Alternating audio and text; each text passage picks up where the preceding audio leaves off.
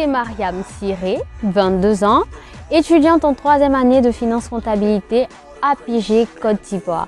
Jeune entreprenante dans l'événementiel. Nous avons des rêves et des projets que nous aimerions pouvoir réaliser. C'est dans cette optique que j'ai eu à avoir des expériences dans le domaine événementiel et commercial. J'ai occupé des postes tels qu'être assistante communication événementielle et ressources humaines d'un grand festival gastronomique en Côte d'Ivoire, assistante régisseur de public d'un grand événement connu de tous en Côte d'Ivoire et je suis commerciale. Ma mère est ma toute première motivation.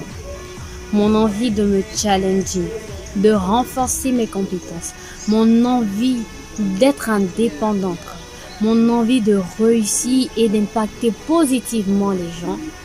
Organiser un événement pour moi a été un gros challenge.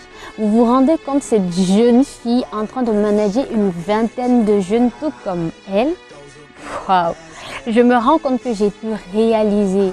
Mais c'était super! Ça a été une réussite et j'ai pu impacter positivement ces jeunes qui m'entouraient. Ça a été également une fierté pour ma famille. Me décrivant comme une personne vraie, naturelle, méthodique, organisée et discrète, deux valeurs que je prône sont l'honnêteté et le respect.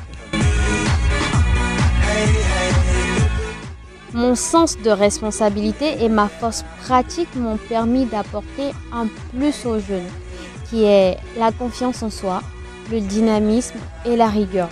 Car impacter positivement les autres est une motivation pour moi. Il faut avoir le sens de responsabilité et un engagement social. Parce que ce que je ne vous ai pas dit, je fais aussi du social. Mais mon sens discret ne me permet pas de tout médiatiser. Étant donné que le concours Miss 2.0 est un concours digital, je pense que grâce à ce concours, je vais pouvoir médiatiser, je vais pouvoir faire connaître tous mes projets, agrandir ma communauté.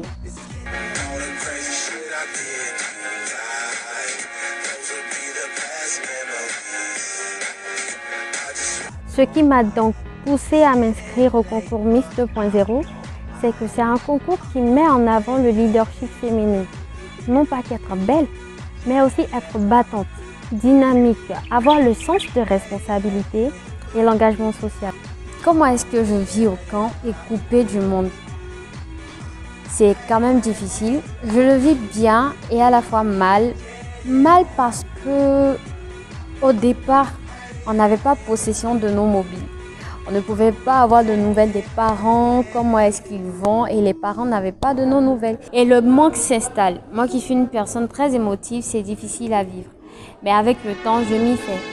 Et tu te rends compte que tu dois vivre pendant 3 semaines dans une villa avec 9 candidates. C'est nouveau. Il faut s'adapter. Et moi, c'est pas un problème pour moi parce que je m'adapte plus facilement à toute personne. J'ai pu découvrir des candidates à plusieurs facettes, adorables, malgré les tensions.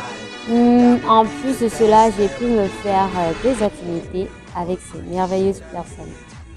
Et bien à côté, nous avons plein de surprises, voire le côté instructif du concours, qui est très intéressant d'ailleurs. Ce qui m'a le plus plu dans la villa, c'est d'abord l'accueil chaleureux qu'on a reçu au début.